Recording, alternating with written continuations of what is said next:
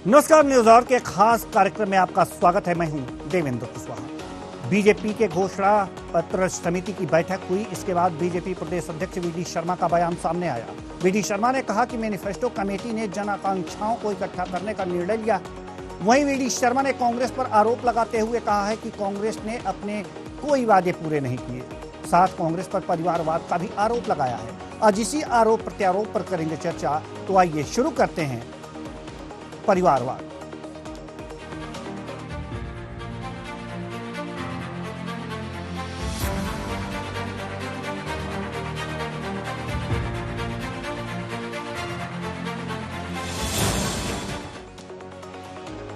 BJP घोषणा पत्र समिति की बैठक के बाद बीजेपी प्रदेश अध्यक्ष वीडी शर्मा ने कहा कि मैनिफेस्टो कमेटी ने जन आकांक्षाओं को इकट्ठा करने का निर्णय लिया है। यह मैनिफेस्टो स्वर्णिम एमपी का परिदृश्य प्रस्तुत करेगा। बीजेपी की सरकार और सीएम अकाउंटेबिलिटी के साथ जनता के बीच जा रहे हैं। सुनिए वीडी शर्मा ने क्या कुछ कहा।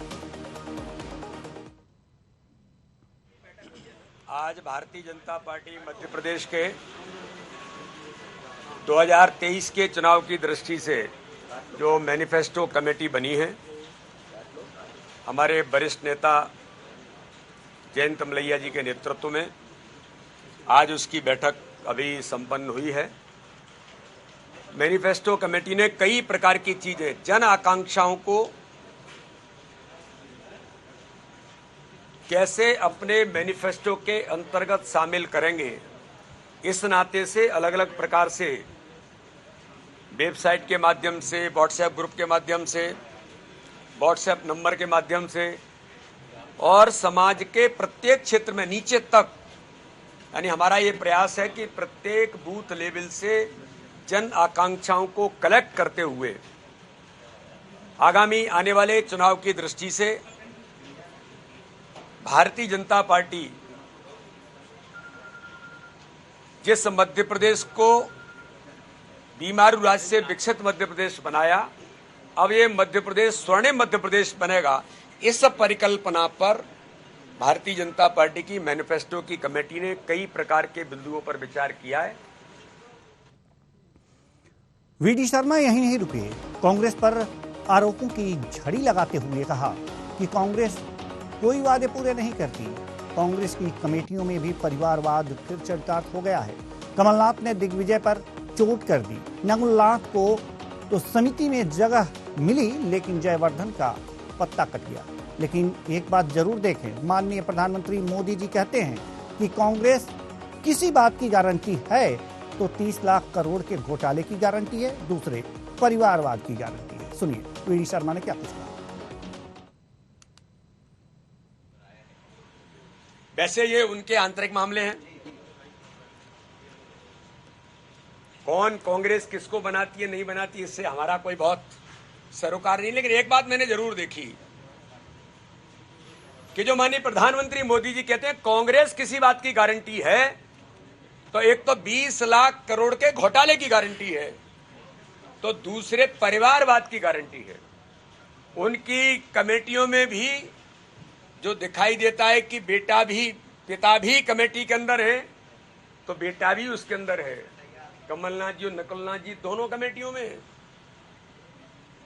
तो परिवारवाद को चरितार्थ करने वाली ये कमेटी है। लेकिन एक बात जरूर मुझे ध्यान में आती है कि कमलनाथ जी ने चोट कर दी है दिग्विजय सिंह जी के साथ, क्योंकि वो भी अपने बेटे के लिए लगातार प्रयासरत हैं।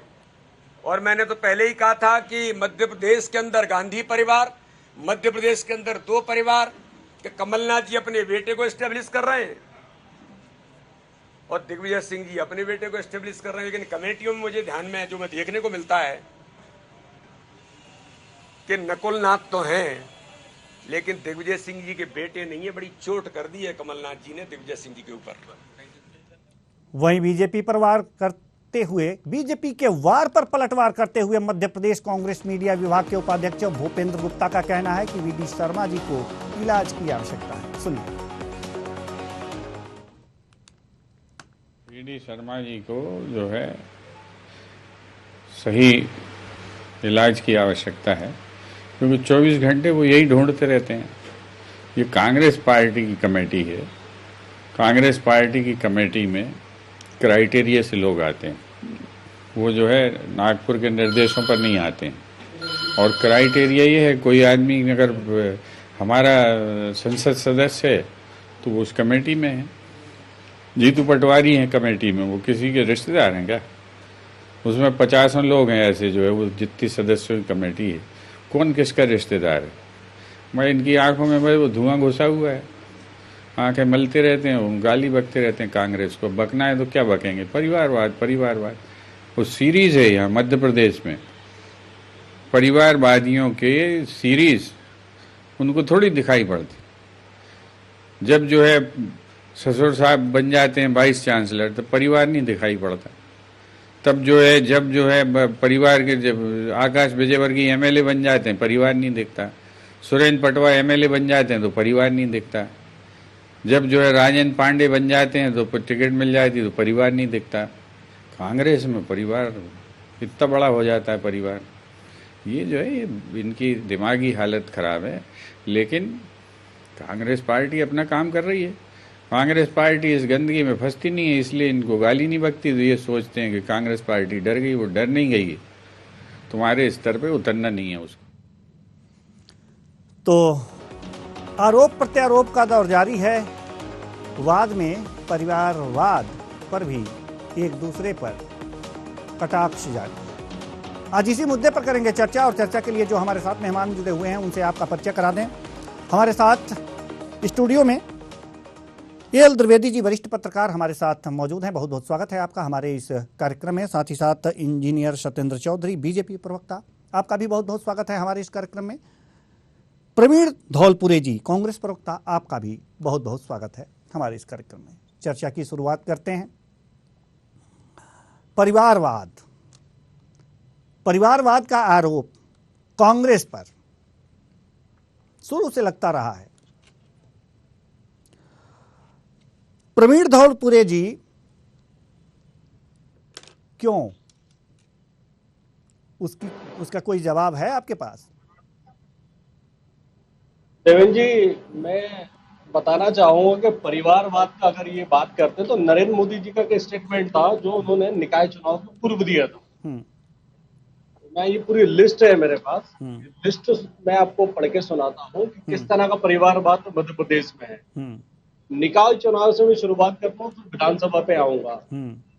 खंडवा में अमृता यादव महापौर विधायक रहे, हुकुमचंद यादव की बहू है। बीजेपी इसके लिए क्या कहेगी? सतना योगेश ताम्रकार जो महापौर थे, उनकी पुत्र जो है शंकर प्रसाद जी ताम्रकार, टीकमगढ़ से नगर पालिका अध्यक्ष उमा भारती की बहू है, जिनका जिला परिषद अध्यक्ष थी। हीरा सिंह राजपूत सागर से हैं, गोविंद सिंह राजपूत के भाई हैं। मंडला से संजय कुशराम केंद्रीय राज्य मंत्री फग्गन सिंह कुलस्ते के दामाद हैं। खंडवा से देवदत्त जिला पंचायत उपाध्यक्ष केंद्रीय मंत्री कुंवर विजय शाह के भतीजे हैं। सागर, बड़वानी, बमोरा, बहुत लंबी लिस्ट है ये लिस्ट जितनी पढ़ेंगे उतना ही कम है। परिवारवाद वहां से शुरू होता है। नरेंद्र मोदी जी जब बोलते हैं किसी का अगर टिकट कटे तो समझ लेना कि मेरी वजह से कटा है, तो परिवारवाद नहीं चाहते हैं। वही सत्यान जटिया जी 2018 में एक बयान देते हैं, नवंबर 2022 में बयान दिया उन्होंने कि नेता का पुत्र होना कोई दोष नहीं है अगर उसमें योग्यता है। भाजपा इस पे क्या स्टेटमेंट देगी तो बीजेपी के प्रवक्ता से जानना चाहूंगा। बाकी लिस्ट तो मेरे पास बहुत लंबी है जो मैं आगे आपको। बिल्कुल बिल्कुल बिल्कुल।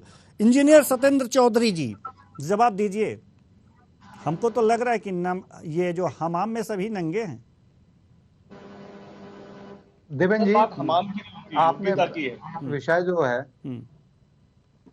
देवेंद्र जी जी कृपया बोलने दीजिएगा। अपने अपने टाइम पर बोलेंगे तो बड़ा अच्छा रहेगा। बिल्कुल बिल्कुल। अभी ये जो परिवारवाद है और वंशवाद है ना, परिवारवाद को हमें जो परिभाषित करना बहुत आवश्यक भी है। जो डायनेस्टिक इन डेमोक्रेसी, जो जिसको कहते हैं कि जनतंत्र में, लोकतंत्र में परिवारवाद, तो वो ऐसी पार्टियां जो मतलब जो लोग, जो भी परिवार के लोग जिसमें आते हैं, जो उस पार्टी की नीतियों को बदल सकते हैं, जो वो है ज्यादा की पर्सन जो कहलाते हैं, उसमें परिवारवाद होना। जैसे कि देखिए, जवाहरलाल नेहरू, इंदिरा गांधी, राजीव गांधी, सोनिया गांधी, राहुल गांधी, संजय गांधी, ये सभी लोग क्या है, एक परिवार देख जाइए। जी देखिए, अब वो देश की आजादी वाला विषय है, अगर आप देश की आजादी पे डिबेट करेंगे तो वो, मैं इसीलिए कह रहा हूँ अपने अपने समय बोलिएगा, अब इतनी सारी चीजें आ जाएंगी। परिवार के विषय पे डिबेट ही है, उस पे आप बोलिए। देखिए, आपके नहीं होते हैं कि कोई विषय को निर्धारित करने वाले, न्यूज आवर चैनल ने विषय निर्धारित किया है और न्यूज आवर एक सम्मानीय चैनल है, तो मैं उसके हिसाब से बात करूंगा, है ना मेरे मित्र। ये नेशनल हेराल्ड चैनल नहीं है, या कौमी आवाज नहीं है, या नवजीवन नहीं है जो भ्रष्टाचार का कीर्तिमान है। न्यूज आवर मोदी जी जो नेशनल हेराल्ड है ना, जेपी नड्डा जी कहते हैं, देवेंद्र जी इन्होंने ले लीजिए जवाब, इनसे जवाब ले लीजिए आप। चलिए इंजीनियर साहब। देवेंद्र जी, हाँ, कृपया, मैं वही कह रहा हूँ। देखिए, मैं न्यूज आवर चैनल पे हूँ, तो मैं न्यूज आवर चैनल के हिसाब से बात कर रहा हूँ, नेशनल हेराल्ड के हिसाब से नहीं करूंगा। ठीक है। तो न्यूज आवर जो है, मैं बताऊं, ठीक है, जो डायनेस्ट इन डेमोक्रेसी है, मैंने बताया, जो देश की नीतियों को परिवर्तित कर देते हैं, जो किसी राज्य की नीतियों को परिवर्तित कर दें, ऐसा परिवारवाद, ऐसा वंशवाद जो डायनेस्ट इन डेमोक्रेसी है, बहुत बड़ा घातक है और विषबेल है भारत के या राज्यों के लोकतंत्र के लिए, भारत के विकास में, राज्यों के विकास में। चाहे वो समाजवादी पार्टी हो, समाजवादी पार्टी को आप देखेंगे तो उसमें भी परिवारवाद है पूरा। मुलायम सिंह यादव, अखिलेश यादव, उनके चाचा भतीजे सारे लोग।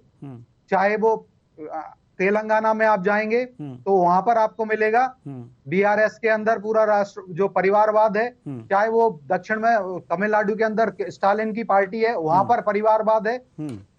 तो इसी प्रकार से जो ममता बनर्जी हैं, उनके यहाँ पर परिवारवाद है। तो ये परिवारवाद, यह है परिवारवाद है। या फारूक अब्दुल्ला है तो उमर अब्दुल्ला है, या देखिए भाजपा, मैं कितनी बड़ी बात कह रहा हूँ, आप बकवास की बात करने लगे। आप अपने समय बोले तो बड़ा अच्छा लगेगा।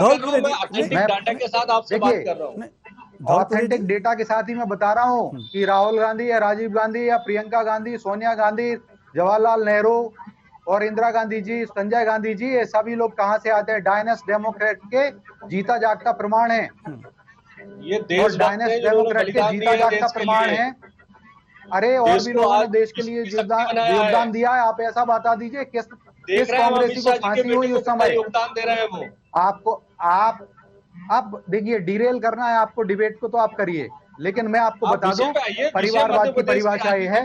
आज अगर मध्य प्रदेश के अंदर, अरे भाई मध्य प्रदेश कोई इटली में नहीं है Dhaulpure ji, Praveen Dhaulpure ji, Madhya Pradesh is a part of India और पार्ट ऑफ भारत, और उस भारत का एक अभिन्न अंग है। उसके हिसाब से बात हो रही है। कोई बात और इटली का नहीं है तो हम इटली की बात नहीं कर रहे हैं अभी। आप सोनिया जी की बात नहीं कर रहे हैं, जो आपकी सोनिया माता है उनकी बात नहीं कर रहे हैं हम। जो परिवारवाद का जीता जागता उदाहरण है उनकी बात नहीं कर रहे। अब आप देखिए मध्य प्रदेश की, अरे आप ये बताइए कि आज जो आपकी चुनाव अभियान समिति आई है, उस चुनाव अभियान समिति में दिग्विजय सिंह जी का नाम है और बेचारे जयवर्धन सिंह जी का नाम काट दिया।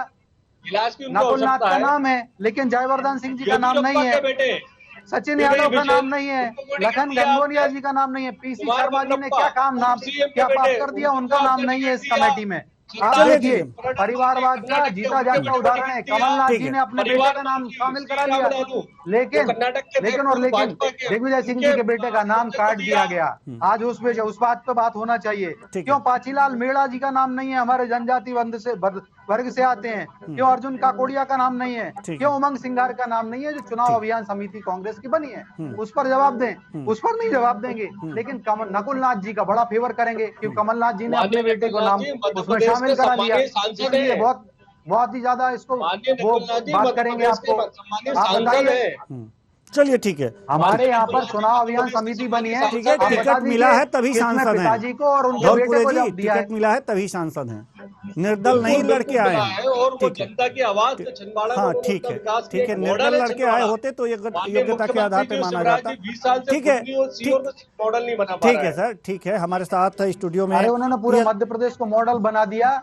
नंगा मॉडल नहाए, बना है, देवेंद्र जी, भ्रष्टाचार का मॉडल है नंगा पूरे देश नहाएगा क्या, में। निचोड़ेगा क्या, मतलब भ्रष्टाचार उसका का मॉडल प्रतीक है बना मध्य दिया था प्रदेश माननीय में। वंटाधार, आदिवासी श्रीमान अत्याचार वंटाधार का मॉडल है मध्य और प्रदेश में। करप्शन नाथ जी कोई ने। एनसीआर के और अंदर बोला वंटाधार जी कोई के समय बच्चियों पे जो उनकी मात्र मध्य आस्था प्रदेश रिपोर्ट नहीं दे पा रहा 6,500 है। करोड़ रुपए की इनकम हुआ शिवराज जी की करती थी। सरकार ने जो किसान 6,500 करोड़ की, तो क्या कर पाते ये लोग? जो पटाखे हमने आदि के आज दुकान मध्य में प्रदेश की लगाया जो इनकम है, मध्य प्रदेश का सकल राजस्व 2.5 लाख करोड़ ठीक कर है, दिया है। ठीक है सर, ठीक है, मध्य ठीक है, प्रदेश का ठीक सकल है। राजस्व 2.5 इंजीनियर लाख साहब, करोड़, इंजीनियर और पैसे साहब से ही धौलपुरे विकास जी, होता है। इंजीनियर साहब धौलपुरे जी, हमारे साथ वरिष्ठ पत्रकार एल द्विवेदी जी भी बैठे हुए हैं, हम इनके पास जाना चाहेंगे।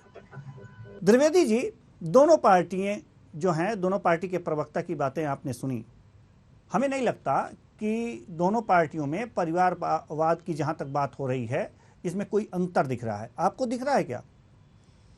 देखिए, मोटे तौर पे अगर हम लोग अगर दोनों के चश्मे से देखेंगे, चाहे कांग्रेस के चश्मे से देखेंगे और भाजपा के चश्मे से देखेंगे, तो परिवारवाद आपको दिखेगा। दोनों पार्टियों में ही परिवारवाद है। लेकिन बात यह है कि किस प्रकार से कैसे प्रेजेंट किया जाता है और किस प्रकार से कैसे दिखाया जाता है, उसको हम परिवारवाद मानते हैं। चूंकि यहाँ पर कांग्रेस का परिवारवाद जो है वह जनता जनार्दन के सामने स्पष्ट रूप से दिख जाता है, इसलिए हम उसको बोलते हैं कि यहाँ पर एक बड़ा परिवारवाद है। लेकिन अगर हम भाजपा की बात कर लेते हैं, तो वहां पर भी एक लंबी फहरिस्त है, एक लंबी लिस्ट है, जहां पर आपको स्पष्ट रूप से परिवारवाद की परिभाषा का आकलन और उसका प्रमाणीकरण बिल्कुल साफ तौर पर मिल जाएगा। लेकिन आपको उस दृष्टि से देखना पड़ेगा। तो कुल मिला के ऐसा है कि जितने भी राजनीतिक दल होते हैं, उसमें परिवारवाद तो होता ही होता है, क्योंकि हर व्यक्ति चाहता है कि उसके परिवार से व्यक्ति आगे बढ़े। दूसरी बात, अब जो राजनीति है वह समाज सेवा नहीं रह गई, व्यापारीकरण हो गया है, और कहीं ना कहीं राजनीति में आकर कैसे धन अर्जित किया जाए, कुल मिलाकर अब वही स्वरूप सभी राज्यों में देखने को मिल रहा है। तो ज्यादा से ज्यादा हमारी सक्षमता कैसे बढ़े, ज्यादा से ज्यादा हमारे लोग राजनीति में कैसे एंटर हो, इसको लेकर के एक स्वरूप तैयार किया जाता है और धीरे धीरे उनको आगे बढ़ाया जाता है। तो ऐसा कहना एक अतिशयोक्ति हो जाएगी कि कांग्रेस में परिवारवाद है या भाजपा में परिवारवाद है या समाजवादी पार्टी में परिवारवाद है। अगर हम ओवरऑल देखेंगे तो मुझे लगता है हर राजनीतिक दल में एक परिवारवाद आपको जरूर मिलेगा। बिल्कुल, हर राजनीतिक दल में जब परिवारवाद है, तो ये जो राजनीतिक दल हैं, ये परिवारवाद को लेकर के इतनी बातें करते क्यों हैं? खासकर अगर जो बीजेपी की बात की जाए द्विवेदी जी, तो बीजेपी ज्यादा परिवारवाद की ओर संकेत करती है कि इसमें परिवारवाद है, उसमें परिवारवाद है। देखिए, मैंने आपको वही बताया कि दृष्टिकोण अपना क्या है, हम किस दृष्टिकोण से उस परिवारवाद को देख रहे हैं। अगर आप किसी एक ही परिवार से उसको जोड़ के देखेंगे तो आपको परिवारवाद दिखेगा। लेकिन अगर आप बड़े स्वरूप में अगर देखेंगे तो हो सकता है कि भाजपा में तो उससे ज्यादा परिवारवाद हो, और हो सकता है कि भाजपा में वंशवेल भी हो, टिकट भी लगातार पिता को मिल रही हो, फिर पुत्र को मिल रही हो, फिर उसके चाचा को मिल रही हो, भतीजे को मिल रही हो, मामा को मिल रही हो, रिश्तेदार को मिल रही हो। लेकिन हाँ, ये जो स्वरूप है इसको सही ढंग से जनता के सामने आ नहीं पाता है, देख नहीं पाते, लोगों को पता नहीं है। लेकिन जब जो स्थानीय लोग होते हैं, आप किसी भी राज्य में जाइए और स्थानीय लोगों से चर्चा कीजिए, तो आपको पता चल जाएगा कि उसका जो स्ट्रक्चर है या जो उसके जो रिश्तेदार हैं, वो पूरे तौर से सत्ता पर काबिज है, और वही पूरा एक तरह से कहीं ना कहीं सत्ता पर काबिज होकर के प्रशासन को या सरकार को चला रहे हैं। ये आपको देखना, ये आपकी दृष्टि आपको देखना पड़ेगा कि किस प्रकार है। जी, और ध्यान से देखना पड़ेगा, तब जाकर के आप तय कर पाएंगे कि किसमें कौन क्या कह रहा है और वास्तविकता क्या है। जी धौलपुरे जी, आप कुछ कहना चाह रहे थे। बीडी शर्मा जी से मेरा सवाल है, सत्येंद्र जी से मैं कहूंगा कि ये सवाल मेरा वहां तक पहुंचाएगा। सत्येंद्र चौधरी जी सुन रहे हैं आप मुझे? 2018 में भाजपा ने 230 में से 48 टिकट भाई भतीजे बेटे बहू को दिए थे। इनमें से 34 टिकट जो थे बेटा बेटियों को थे, और 14 टिकट जो थे परिवार के अन्य मेंबर्स को थे।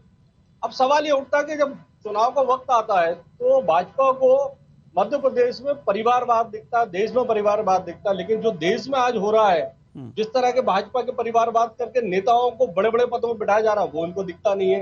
मध्य प्रदेश की मैं बात करूं तो मध्य प्रदेश में आने वाले जो परिवारवाद की जो बात हो रही है, कार्तिकेय चौहान शिवराज सिंह चौहान के पुत्र हैं, लगातार सक्रिय है मध्य प्रदेश में। नरेंद्र सिंह तोमर जी के बेटे देवेंद्र सिंह तोमर दिमनी और ग्वालियर विधानसभा सक्रिय 2018 में उन्होंने टिकट की मांग करी थी। शिंदे जी के पुत्र वो भी सक्रिय हैं, वो भी टिकट की मांग कर रहे हैं। अभिषेक भार्गव, गोपाल भार्गव जी के पुत्र 2014 में रैली विधानसभा से टिकट की मांग करी थी, उनको टिकट नहीं दिया गया। नरोत्तम मिश्र जी के बेटे की बात करूं, सुकर्ण मिश्र की, तो वो भी दावेदार है, वो भी टिकट मांग रहे हैं। यहाँ परिवारवाद नहीं दिखता। खेल युवक कल्याण मंत्री यशोधरा सिंधिया के जो बेटे हैं अक्षय बंसाली, वो भी लगातार टिकट के लिए मांग कर रहे हैं। यहाँ भाजपा और बीडी शर्मा जी को परिवारवाद नहीं दिखता है। गोविंद राजपूत, उनके जो पुत्र हैं, वो लगातार सुर्खी विधानसभा में एक्टिव हैं और अपने लिए टिकट की मांग कर रहे हैं। ठीक है, चलिए गौरी शंकर सेन जी की बेटी, गौरी शंकर सेन जी की, सुनिए अभी ये बता दीजिए कि कौन हमारा राष्ट्रीय अध्यक्ष, हमारे किसी नेता का पुत्र राष्ट्रीय अध्यक्ष बन गया, हमारे किसी नेता का पुत्र प्रदेश का अध्यक्ष बन गया, हमारे किसी मुख्यमंत्री का पुत्र प्रदेश का अध्यक्ष बन गया। हमारे क्या बात करते हो आप? अरे आप जो है इधर उधर देखिए प्रवीण जी, अगर कोई नेता का पुत्र, अगर कोई वकील का पुत्र वकील बनता है तो आपको परेशानी हो रही है। आपको कोई डॉक्टर का पुत्र डॉक्टर बनता है तो क्या परेशानी है? आप परिवारवाद को आप समझ नहीं पाए। You are basically unable to understand the dynastic democracy. You have to do more and more study because you are talking it superficially. आगे लेके आती है। आपके ऐसा नहीं कि अमित शाह जी के बेटों को चेयरमैन बना देते हैं क्रिकेट बोर्ड का। योग्यता देखी जाती है, योग्यता के हिसाब से देखिए योग्यता, अरे कुछ नहीं, आपको पता नहीं, आप जानकारी बताइए वो कौन सा राजनीतिक संस्था है। और हमारी भारतीय जनता पार्टी में तो हमने एक ही मूल मंत्र माना है, स्वामी मृगेंद्रता का। और स्वामी मृगेंद्रता क्या होती है? न अभिषेको न संस्कारा सिंहस्थ क्रियते वना विक्रमार्जितम स्वमेव मृगेंद्रता। भारतीय जनता पार्टी के अंदर हमने इस भाव को अंगीकार किया है। जिस तरह से आपको प्रवीण जी बहुत अभी अध्ययन करना पड़ेगा। हमारा राष्ट्रीय, हम भारतीय जनता पार्टी को जो हमारा 18 करोड़ के सदस्य हैं उसको ही हम परिवार मानते हैं। हमारे लिए पार्टी ही परिवार है और उसके अंदर से ही अपना कौशल पराक्रम दिखा करके शेर की तरह, सिंह की भांति जो पराक्रम दिखाता है उस कार्यकर्ता को राष्ट्रीय अध्यक्ष बना दिया जाता है, उस कार्यकर्ता को प्रधानमंत्री का दायित्व दिया जाता है। हमारे यहाँ ऐसा नहीं है कि जवाहरलाल नेहरू जी की पुत्री आएंगी इंदिरा गांधी, वो बन जाएंगे। इंदिरा गांधी के पुत्र आएंगे संजय गांधी, राजीव गांधी जी वो बन जाएंगे। राजीव गांधी की श्रीमती जी वो आएंगी तो सोनिया गांधी जी बन जाएंगी, यूपीए की चेयरमैन, कांग्रेस की अध्यक्ष बन जाएंगी, या राहुल गांधी बन जाएंगे, कांग्रेस के राष्ट्रीय अध्यक्ष बन जाएंगे, कमलनाथ जी बन जाएंगे। ठीक है सर। कमलनाथ जी के पुत्र नकुलनाथ जी आ जाएंगे। ठीक है सर। पूरी की पूरी कांग्रेस अनाथ हो जाती है। ठीक है, कमलनाथ जी, ठीक है चौधरी जी, नकुलनाथ जी, बाकी की कांग्रेस अनाथ जी, आज अनाथ जी हो गई। चौधरी जी, धौलपुरे जी भी अनाथ जी हो गए। आपके जो मैनिफेस्टो के अध्यक्ष चौधरी जी, धौलपुरे जी घोषित हुई है। चौधरी जी, धौलपुरे जी हमारे साथ एल द्विवेदी जी भी हैं। धौलपुरे जी ठीक है, हमारे साथ एल द्विवेदी जी भी हैं, वरिष्ठ पत्रकार हैं। जयवर्धन सिंह जी भी अनाथ जी हो गए आज। ठीक है, ठीक है, कांग्रेस में जयवर्धन सिंह जी अनाथ जी हो गए। ठीक है सर। एल द्विवेदी जी हमारे साथ हैं मौजूद। एल द्विवेदी जी हमारे साथ मौजूद हैं। ठीक है सर, ठीक है, एल द्विवेदी जी हमारे साथ मौजूद हैं। ठीक है, एल द्विवेदी जी हमारे साथ मौजूद हैं, हम उनके पास जाना चाहेंगे। ठीक है, हम आएंगे सर, लेकिन साहब हम आपके पास आएंगे। इंजीनियर साहब हम आपके पास आएंगे। धौलपुरे जी, मैं तो शांत हूँ, ये तो कबड्डी कर रहे हैं तो मुझे मजबूरी में, मैंने देखा इनकी प्रवृत्ति को। ठीक है सर। एल द्विवेदी जी, मेरे को बोलने परिवारवाद की बात होती है, बंदर कूदने की है मेरे बोलने पर, मेरे समय पे। ठीक है, क्योंकि ठीक है सर, ठीक है सर। धौलपुरे जी, चौधरी जी, अरे आप लोग सम्मानित जी, सम्मानित प्रवक्ता हैं, नेता हैं आप लोग जी, सोनिया गांधी पर आक्षेप लगाइए, थोड़ा शालीनता दिखाइए। ठीक है सर। एल द्विवेदी जी, हम आपके पास आना चाहेंगे। परिवारवाद की बातें होती हैं, परिवारवाद है, हम समझना चाहेंगे आपसे कि देश और प्रदेश को परिवारवाद से नफा है या नुकसान? देखिए, अगर हम मूल रूप से देखें, अगर राजनीतिक में अगर वह सामाजिक सेवा के लिए आ रहा है तो उसको फायदा है। और अगर वो आर्थिक दृष्टि से जुड़ना चाह रहा है, वो चाह रहा है कि हम इससे जुड़ के और अपना धन अर्जन कर पाएं और आर्थिक रूप से कैसे हम उन्नत हो पाएं, तो फिर वो परिवारवाद किसी काम का नहीं है। क्योंकि राजनीति ये कहती है कि किस प्रकार से आप देश को आगे बढ़ा सकते हैं, ग्लोबल लीडर कैसे बन सकते हैं, देश हमारा आगे कैसे बढ़ सकता है, ये आपकी विचारधारा होना चाहिए। लेकिन अगर आप राजनीति के माध्यम से धन अर्जन करना चाह रहे हैं, घपले घोटाले करना चाह रहे हैं, राजनीति में आना चाह रहे हैं और उसमें अनैतिक कार्य करना चाह रहे हैं, तो इसके लिए तो ये बहुत ही गलत प्लेटफॉर्म है, इसमें नहीं आना चाहिए। दूसरी ओर अगर परिवारवाद की हम बात कर लें तो चाहे वो भारतीय जनता पार्टी हो चाहे कांग्रेस हो, कहीं ना कहीं इस पर सभी राजनीतिक दलों को अंकुश लगाना चाहिए, नए युवाओं को मौका देना चाहिए, नए प्रोफेशनल्स लोगों को मौका देना चाहिए, जिससे वे आकर के कुछ नई पॉलिसी देश के लिए, प्रदेश के लिए बना पाए और उनका माइंड जो है वह ज्यादा से ज्यादा उपयोग हो पाए पार्टी के लिए जी। तो ऐसे लोगों को मौका देना चाहिए, ना कि परिवार से जुड़े हुए व्यक्तियों को ज्यादा से ज्यादा मौका देंगे। क्योंकि आपने देखा होगा कि अगर ज्यादा परिवारवाद किसी भी राजनीतिक दल में हावी हो जाता है तो उस पार्टी का धीरे धीरे पतन होना निश्चित है जी। तो ये हमने पूर्व की सरकारों में और पूर्व में बहुत से ऐसे उदाहरण रहे हैं।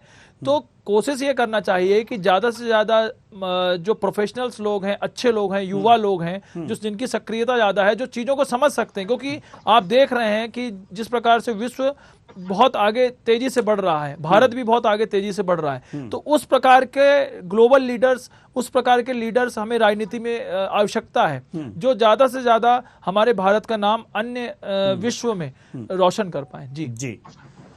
तो चर्चा तो बहुत लंबी हो सकती है, लेकिन समय इजाज़त नहीं देता कि हम इस चर्चा को और आगे बढ़ाएं। हालांकि हमारे जो मेहमान जुड़े हुए हैं वो और भी कुछ कहना चाहते हैं, लेकिन समय बिल्कुल भी नहीं है, इसलिए हमें माफ़ कीजिएगा, घड़ी की सुइयां हमें इजाज़त नहीं देती कि इस चर्चा को और आगे बढ़ाएं। फिलहाल इस कार्यक्रम में इतना ही जी। बहुत बहुत धन्यवाद, आप हमसे जुड़े। तो कुल मिलाकर के ये देखा जा सकता है कि परिवारवाद की जो बात होती है, ये बातें सिर्फ बातें हैं और हर अगर जो चश्मे से देखा जाए, जैसे कि हमारे एल द्विवेदी जी ने कहा कि अगर बीजेपी के चश्मे से देखा जाए तो कांग्रेस में परिवारवाद है और कांग्रेस के चश्मे से देखा जाए तो बीजेपी में परिवारवाद है, लेकिन परिवारवाद तो है। और यह परिवारवाद अगर सिर्फ पैसे कमाने के लिए राजनीति में उतरता है परिवार, तो इसे समझिए कि देश और प्रदेश के लिए यह घातक है। हालांकि सेवा के नजरिए से कौन उतरता है, ये देखने वाली बात है। फिलहाल इस कार्यक्रम में इतना ही, मुझे दीजिए इजाजत, नमस्कार।